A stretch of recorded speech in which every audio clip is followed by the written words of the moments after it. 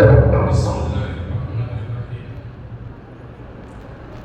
الحمد لله رب العالمين، والصلاة والسلام على سيد الأنبياء والمرسلين وعلى آله وصحبه أجمعين، أما بعد. أعوذ بالله من الشيطان الرجيم. بسم الله الرحمن الرحيم.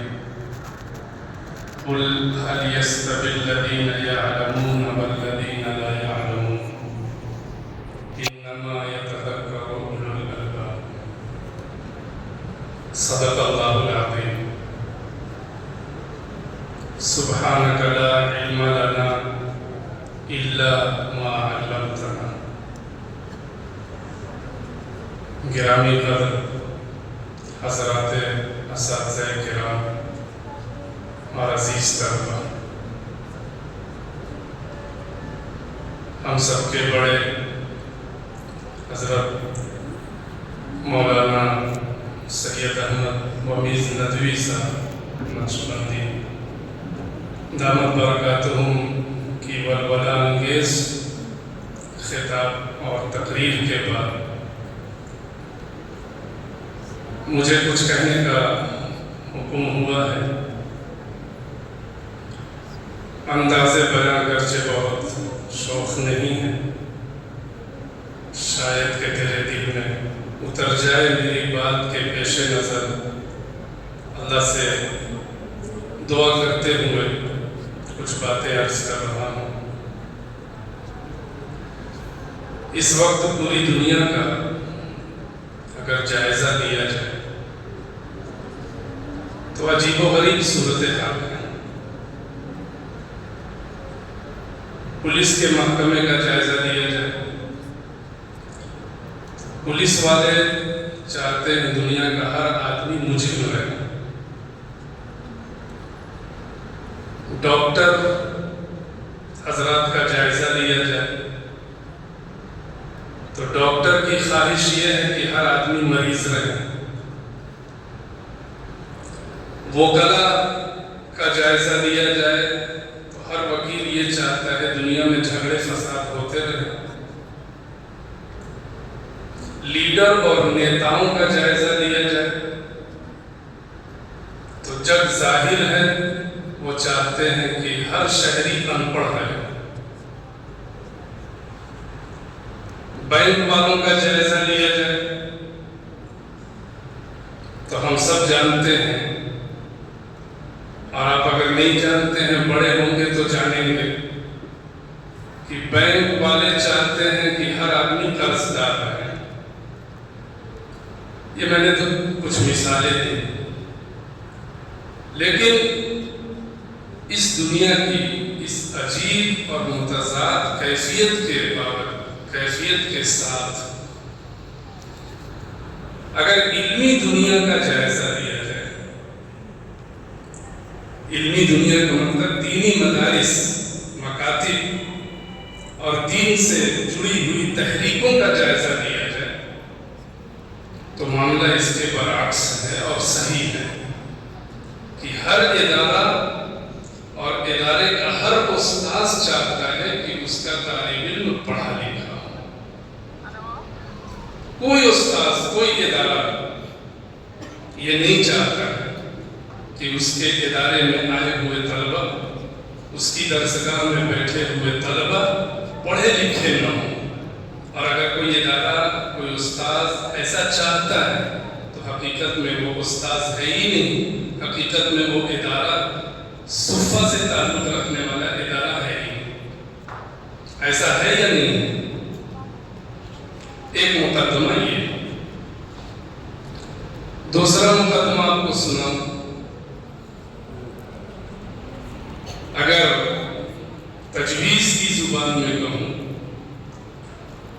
تو ہم سب نے جس علم کا انتخاب کیا ہے، اور تفویض کی زبان میں کہوں، بندگی کی زبان میں کہوں تو اللہ رب العزت نے ہمیں جس علم کے لیے منتخب فرمایا ہے، یہ علم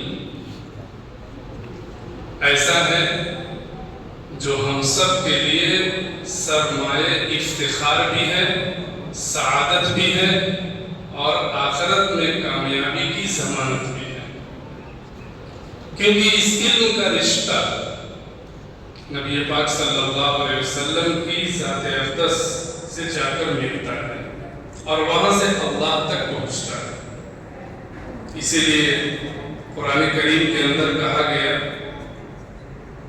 اے نبی امت سے فرما دے جو علم والے ہیں اور جو علم والے نہیں ہیں یہ دونوں برابر نہیں ہو سکتے۔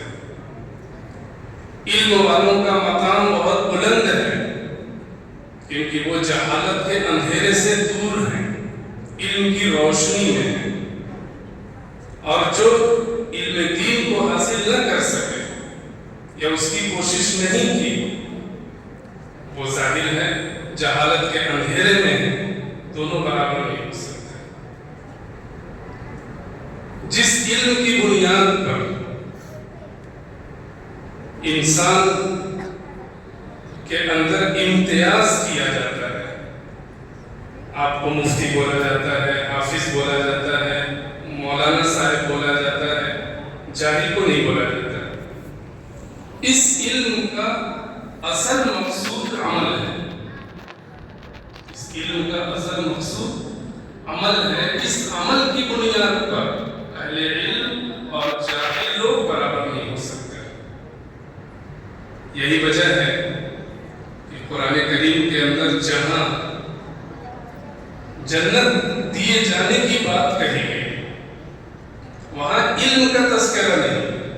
ان الذین آمنوا وعملوا الصالحات، کہیں بھی آپ قرآن میں دیکھ لیجیے اسلوب بدل کر ہے، لیکن ایمان کے ساتھ علم کا تذکرہ نہیں ہے، عمل کا تذکرہ ہے، کیونکہ آخرت کے اندر نیرا علم کافی نہیں ہوگا، وہ علم کافی ہوگا اور مفید ہوگا جس علم کی بنیاد پر ہم نے اللہ کی رضا کے لیے عمل کیا ہوگا۔ ان دونوں مقدمات کی روشنی میں آپ تمام طلبہ سے اور خود میں اپنے آپ سے یہ کہنا چاہتا ہوں کہ ہمیں علم کے سلسلے میں بھی محنت کرنی ہے اور عمل کے سلسلے میں بھی محنت کرنی ہے۔ علم کی محنت کیا ہے؟ مجھ سے بیشتر آپ نے بہت سی باتیں سنی، میرے بعد بھی آپ انشاءاللہ سنیں گے۔ علم کی محنت حضرت اقدس مولانا اشرف علی تھانوی رحمۃ اللہ علیہ کے حوالے سے عرض کروں۔ اشرف السوانے کے اندر حضرت خواجہ صاحب نے لکھا ہے کہ حضرت تھانوی رحمۃ اللہ علیہ فرماتے ہیں اگر کوئی طالب علم 3 چیزوں کا التزام کر لے تو میں اس کی علمی استعداد کا ٹھیکہ لیتا ہوں، ضمانت دیتا ہوں کہ استعداد ہر حال میں پیدا ہوگی۔ وہ 3 چیز آپ کو کرنی ہے، واجبی طور پر کرنی ہے۔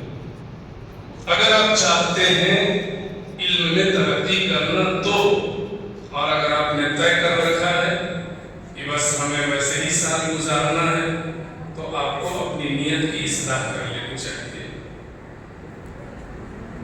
اور وہ جو 3 باتیں ہیں کوئی نیا انکشاف نہیں ہے، بلکہ بہت مشہور